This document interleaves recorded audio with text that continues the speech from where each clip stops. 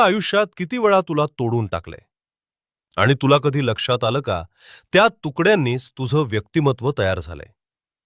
कधी कधी जीवन प्रचंड अन्याय करतं. विश्वास ठेवलेले लोक धोका देतात.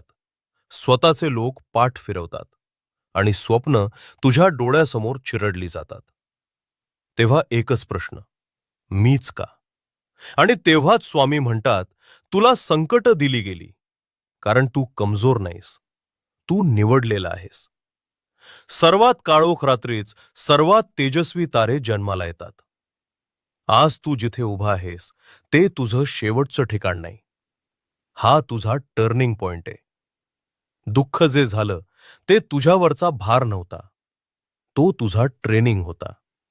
आता एक सांग, तुझ्या आयुष्यात कधी असा क्षण आला का, ज्यानं तुला मोडलं पण पुन्हा उभं राहायला शिकलं? जर होय असेल